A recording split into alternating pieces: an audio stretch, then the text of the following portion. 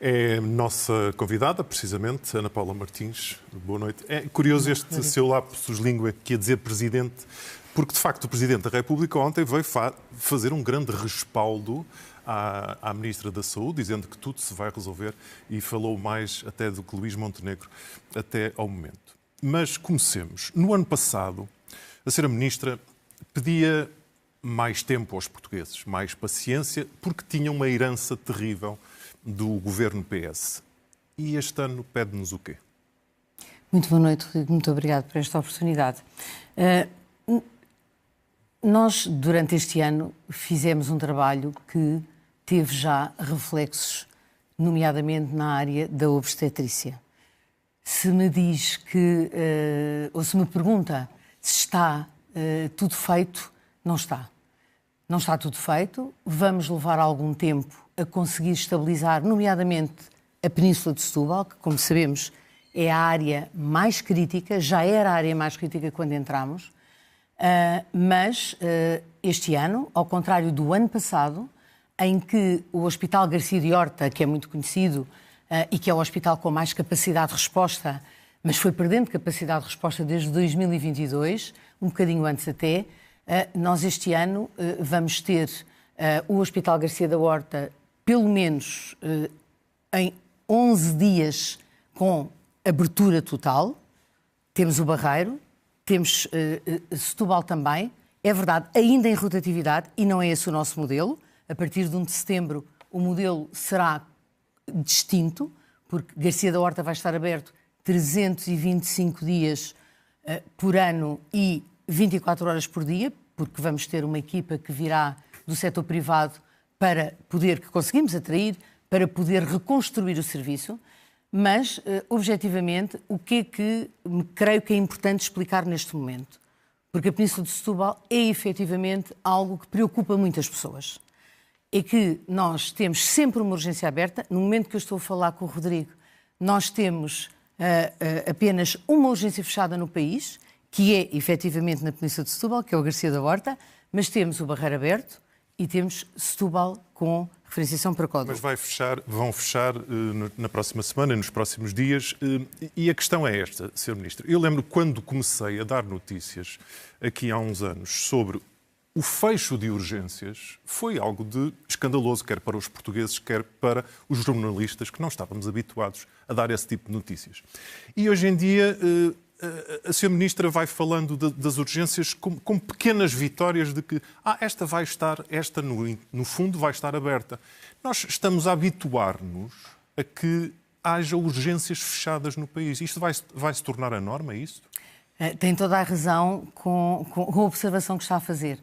Nós, sobretudo até à pandemia, nós tínhamos de facto uma capacidade de resposta em termos daquilo que é a urgência, é disso que aqui estamos a falar, que hoje não temos. E não temos porque não temos recursos humanos suficientes. Médicos e enfermeiros, é isso? Médicos e enfermeiros, quer uns, quer outros. Mas deixe-me dizer-lhe uma coisa, que eu acho que tocou aí, que é muito importante.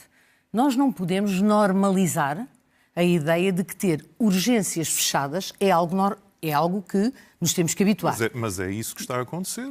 Mas repare... Eu sei que há gravidezes de risco, mas neste momento as mulheres da margem sul acham que engravidar é um risco, pelos exemplos que têm, não é? Eu tenho absoluta empatia por esse sentimento, mas deixe-me dizer-lhe também, que também é importante, dizer que na margem sul nós temos 3 serviços de obstetrícia. A urgência é uma parte do serviço. Sim. Não estou com isto a dizer que não é importante.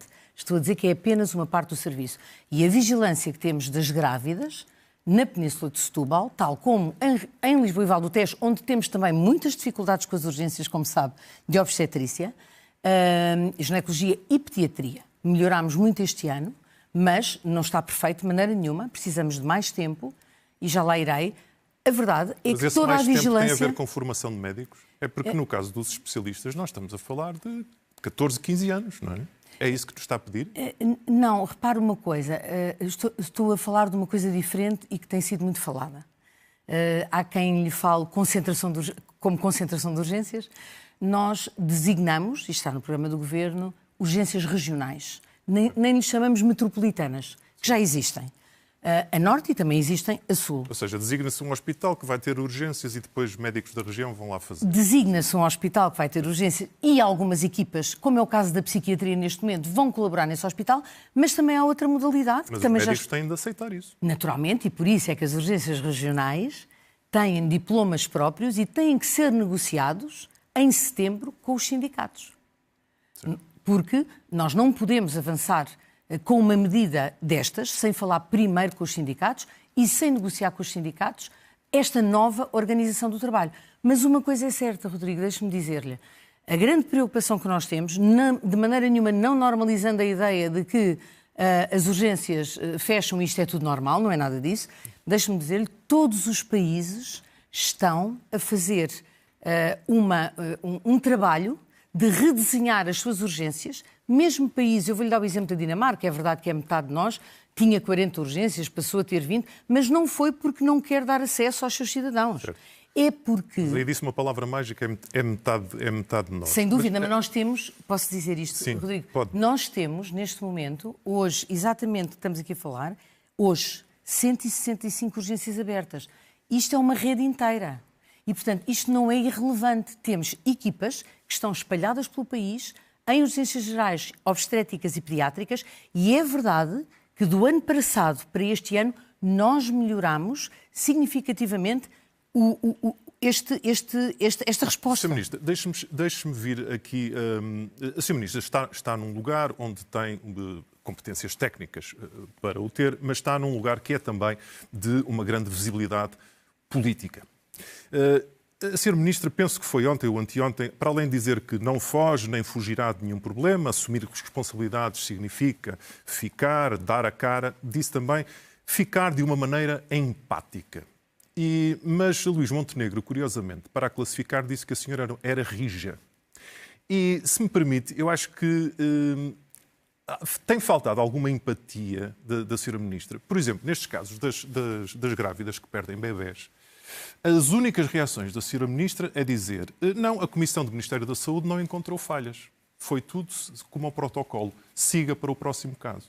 É basicamente isto que as pessoas ouvem. Não ouvem uma palavra de conforto da Ministra. Eu admito e lamento que seja essa a imagem, e eu sei que é verdade. Ou seja, não estou a dizer, estou a assumir que essa é exatamente a imagem que muitas pessoas têm de mim. E eu só posso ser eu a responsável por isso, mais ninguém. Mas deixe-me dizer-lhe duas coisas. Todas as declarações que eu fiz, antes de ir às partes mais técnicas, porque as pessoas também querem perceber porque é que isto aconteceu, eu tive sempre o cuidado, o dever, de lamentar profundamente aquilo que se tinha passado. Independentemente de, nestes dois casos, o desfecho, infelizmente, ser um desfecho que dificilmente seria evitado. E deixe-me dizer-lhe porquê. E isto não é só uma questão de empatia, mas é uma questão humana. Onde? Em que sede? Não, as duas intervenções, foi apenas duas intervenções que fiz, disse isso, tinha o meu profundo pesar. E deixe-me dizer-lhe que compreendo bem, independentemente do desfecho e das razões médicas do desfecho, deixe-me dizer-lhe uma coisa, eu sou mãe, tenho 2 filhos. No meu primeiro filho, que hoje tem 29 anos, eu estive numa situação muito grave. Eu podia não ter sobrevivido e o meu filho também. E eu não quero imaginar o que teria sido hoje entrar em casa e não o ter lá. Portanto, eu não poderia nunca não sentir de perto o que estas mulheres devem ter sentido. E não há palavras de consolo.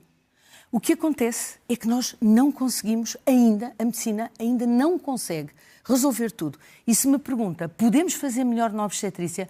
Podemos, por isso é que os centros de responsabilidade integrada, que é assim um chavão um bocadinho estranho, no fundo são unidades que pagam melhor aos médicos, aos enfermeiros e que têm indicadores, digamos, mais, se quiser, de mais do que de produtividade, indicadores clínicos de qualidade. Nós vamos, já temos a legislação pronta, tivemos 3 meses de gestão, não podíamos aprovar decretos-leis. Há uma das peças que é um decreto-lei.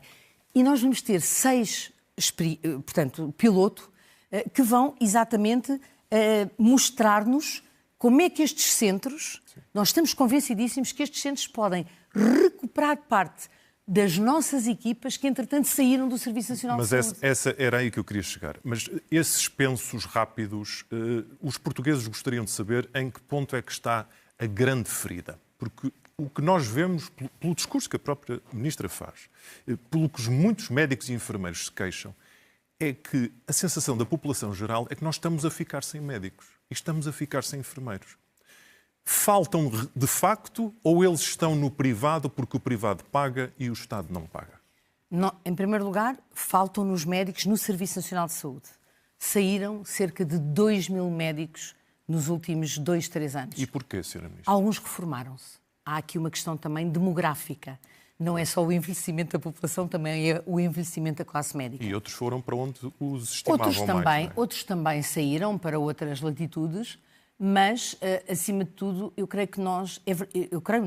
Eu sinto, daquilo que tudo que nos dizem, os próprios sindicatos, nós, a partir de uma certa altura, deixámos de ser atrativos para os médicos, sobretudo os mais jovens. Os médicos mais jovens... Nós, Serviço Nacional de Saúde. Nós, Serviço Nacional de Saúde. Os médicos mais jovens, Rodrigo, têm uma enorme necessidade de ter vida própria. Já não querem trabalhar 24 sobre 24 horas. Nós temos serviços de urgência que são muito exigentes. E, além disso, todos os mecanismos que nós, nos últimos 15 anos, fomos acrescentando ao sistema são incentivos, eu vou-lhes chamar assim, de forma muito consciente, perversos.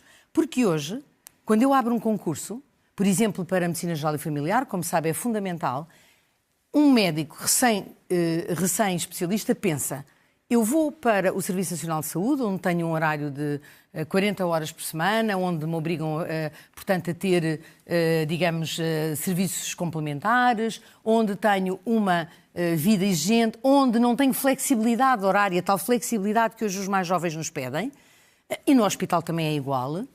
E o que é que acontece? O privado poderá ser mais atrativo em algumas áreas, mas também deixe-me dizer-lhe que, e como sabe, eu faço parte de um governo que trabalha com o privado e trabalha com o social. Mas quer trabalhar mais? Eu creio que nós não temos como não trabalhar mais. Precisamente, é que eu acho que tanto o diretor executivo do SNS como o presidente da Comissão Nacional de Saúde da Mulher, da Criança e do Adolescente, Alberto Caldas Afonso, li entrevistas deles em que eles vão abrindo a porta, de facto, a essa noção de que não há como não voltarmos às PPP. Depois, aqui põe-se a questão ideológica. Muitos pensarão que poderá estar a haver, da parte do PSD, um minar do Sistema Nacional de Saúde para abrir com mais facilidade a porta aos privados, mostrando que eles são absolutamente imprescindíveis? De forma alguma. O privado, que tem evoluído imenso, eu não conheço detalhes, obviamente, como conheço no Serviço Nacional de Saúde, nunca substituirá o Serviço Nacional de Saúde. E é bom que todos tenhamos esta consciência, qualquer que seja a força política. O Serviço Nacional de Saúde é mesmo a coluna vertebral do sistema de saúde. Por muitas razões, que nós não teremos hoje tempo aqui para falar, mas as pessoas lá em casa sabem. Porque mesmo quando temos um seguro de saúde, porque complementa e, sobretudo, pela rapidez de acesso, sobretudo às consultas de especialidade, ou a uma cirurgia para não ficarmos em lista de espera, a verdade é que, como é normal, existem plafons, há coisas muito caras e cada vez mais caras hoje na saúde, e enquanto nós conseguirmos, de facto, e eu acredito sinceramente, nós somos capazes de transformar o Serviço Nacional de Saúde, isto vai levar tempo, nem sei se conseguiremos numa legislatura... Lá está sempre a pedir-me tempo. A pedir aos portugueses tempo. Eu compreendo isso. Eu não estou a ironizar, Rodrigo, só que são muitos anos a entrevistar muitos ministros da saúde e todos eles me pedem tempo. Mas deixe-me perguntar isto que é importante em relação ao que está a dizer. Muitas vezes os portugueses têm uma grande compreensão com o estado do país e com o próprio Serviço Nacional de Saúde que os portugueses prezam. E muitas vezes pensam, olha, eles não têm dinheiro para isto ou para aquilo, estão a perder médicos. Mas, ao mesmo tempo, vamos vendo que, de repente, por baixo da mesa, há um balúrdio de dinheiro para pagar, por exemplo, cirurgias fantoches de dermatologia, que ainda hoje teve um outro desfecho. Portanto, há dinheiro no Serviço Nacional de Saúde. Ele está a sair pelos sítios errados, é isso? O Serviço Nacional de Saúde precisa de medidas de eficiência que já em tempos, quando teve que os ter, na altura em que tivemos uma assistência financeira, houve várias medidas. Algumas daquelas medidas, Rodrigo, são medidas que não deviam ter sido retiradas porque geravam eficiência. Não eram medidas, digamos, eram medidas de fundo. E, portanto, dou-lhe um exemplo, as compras centralizadas. Nós poupamos milhões em compras centralizadas. As normas de orientação clínica, que o Dr. Paulo Macedo fez muita questão que acontecessem, nós agora vamos reativá-las e que foram ficando pelo caminho. Isto é garantir que se usam os recursos onde eles fazem falta. Mas, além destas medidas, há outras. E depois há uma outra área, está a falar do CIGIC, agora nós vamos ter um novo modelo, mas que tem características diferentes. Há muitos anos que sabemos que o CIGIC precisava de ser alterado. E por isso é que pusemos no Plano de Emergência e Transformação essa como uma prioridade. Mas deixe-me também dizer-lhe uma coisa. Isso não invalida uma outra coisa que também foi desativada e que foi criada por Paulo Macedo na altura, que é uma unidade de combate à fraude. Nós precisamos ter uma unidade de combate à fraude. E repare, isto não é desconfiar dos nossos profissionais e dos nossos gestores. Os ingleses têm uma unidade de combate à fraude, outros países têm. É ter também ações preventivas sobre o sistema. Até para que essas fraudes possam ser detectadas por vós e não apenas pelos jornalistas, não é? Exatamente. Neste caso, e para outra coisa, se me permite, tiveram que ser os jornalistas interrompê-lo só um segundo, Sim. Para que não se confunda, eu tenho dito isto muitas vezes, a árvore com a floresta. Porque Certamente. nós temos 150 mil profissionais. Certamente, mas compreendo que os portugueses se interroguem quando veem estes dois pesos e duas medidas. Naturalmente. Vamos avançar para a questão da assistência médica, neste caso do INEM, que se tornou sumamente importante e que entronca também na questão das grávidas e do apoio aos doentes. Eu lembro-me que a senhora, em novembro, dezembro, por aí, foi, lá está, muito rija, muito determinada a dizer não, isto agora quem fica com o INEM sou eu para acabar com esta bandalheira, mais ou menos, do sistema de organização. E, de repente, estamos numa situação que daria vontade de rir se não fosse tão dramática, que é o Ministério da Saúde comprou a uma empresa 4 helicópteros que afinal não existem, que afinal não estão ao serviço. E ao serviço tem a Força Aérea, que tem helicópteros que não podem aterrar na maior parte dos heliportos. Isto é um bocado esquizofrénico, não é? Rodrigo, é sem dúvida, naturalmente, algo que tem que ser explicado. Pois. Isso não há nenhuma dúvida. O que aconteceu foi que nós abrimos um concurso. Há um histórico para trás de compra de serviços de aeronave para o Sistema Integrado de Emergência Médica, que foi sempre uma compra difícil.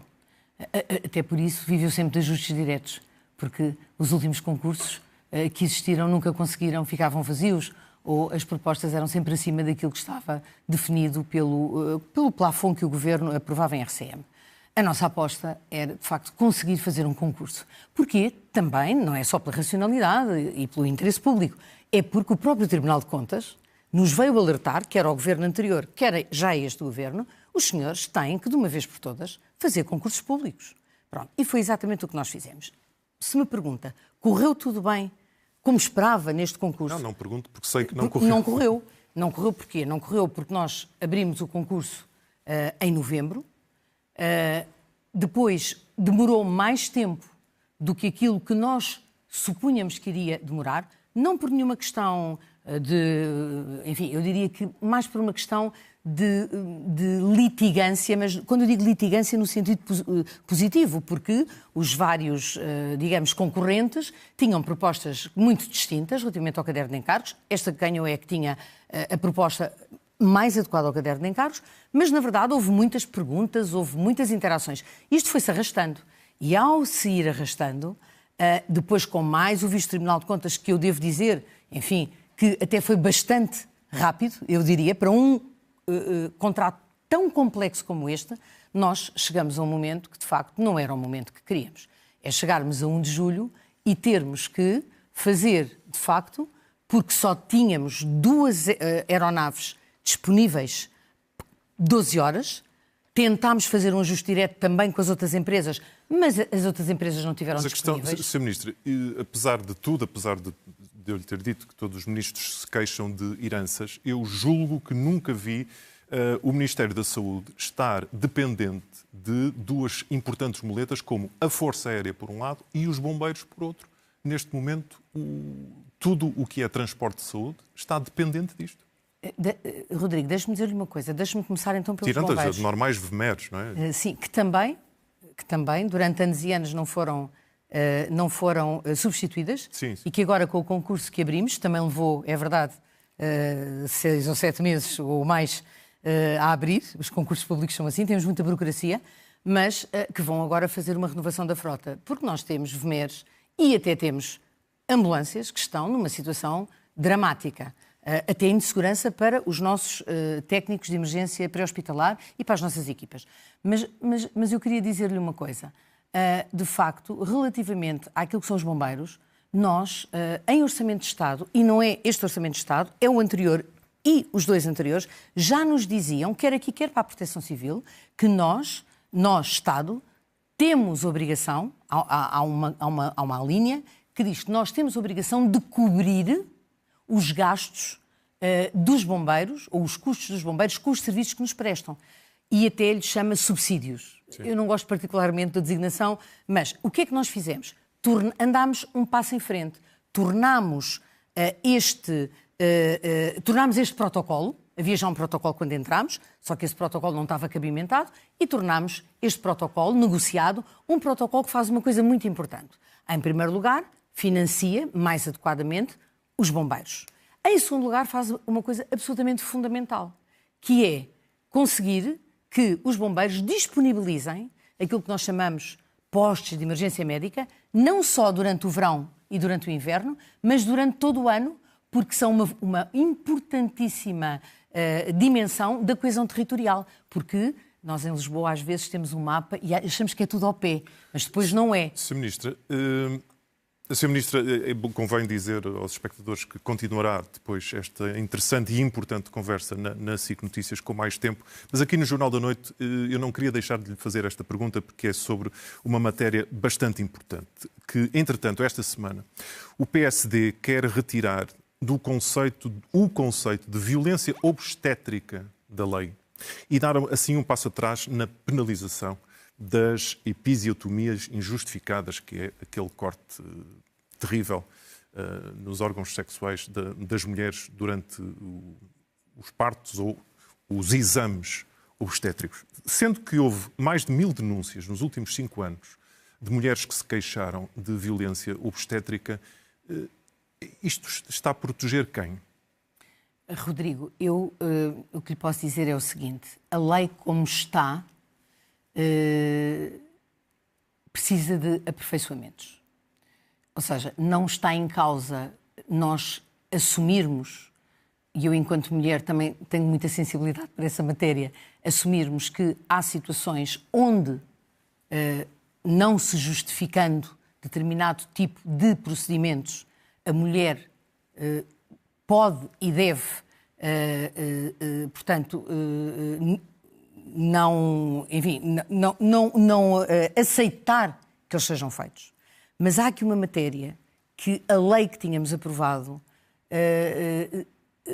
colocava como consequência, e é preciso também todos termos consciência disto, é que muitas destas práticas são feitas para salvar a mãe e para salvar a criança, independentemente de todas nós preferirmos ter partos o mais normal possível. Quando eu digo todas nós, peço desculpa, enfim, o que eu quero dizer mas a maior parte das mulheres. Nestas denúncias, a Sra. Ministra sabe disso, nestas denúncias há também denúncias de muitas práticas que não têm a ver só com a episiotomia, têm a ver às vezes com exames que são feitos de formas violentas e abusivas. Isto, no fundo, o que o PSD quer fazer é descredibilizar um pouco essas denúncias, não é? Eu não me parece, porque eu li a proposta do projeto, a proposta do PSD, e aquilo que o PSD pretende, e sendo uma proposta vai ser discutida, naturalmente, e melhorada e aperfeiçoada, é exatamente corrigir algumas áreas que estão dentro do ato médico e que, se assim não for, e até também dentro do ato de enfermagem, que se assim não for, poderão fazer exatamente o contrário, que é as equipas ficarem de mãos atadas sem poder fazer aquilo que têm para fazer. Nada disso, estou de acordo, Rodrigo, nada disso pode agora justificar que se faça tudo e mais alguma coisa. Isso eu penso que, em pleno século XXI, e na área da obstetrícia, os cuidados são muito grandes. Agora, essas reclamações têm que ser levadas muito a sério. A literacia também, o acompanhamento destas mulheres tem que ser levado muito a sério. E a lei o que faz é corrigir áreas clínicas que, se não forem corrigidas, vamos ter alguns problemas muito sérios, porque os médicos vão começar a recusar-se a fazer algumas destas intervenções. Claro, por causa da pressão. Senhor Ministro, agradeço a sua presença no Jornal da Noite. Vai ali para a colega do lado da SIC Notícias e desejo a melhor das sortes na condução de um ministério tão exigente. Os portugueses assim o esperam.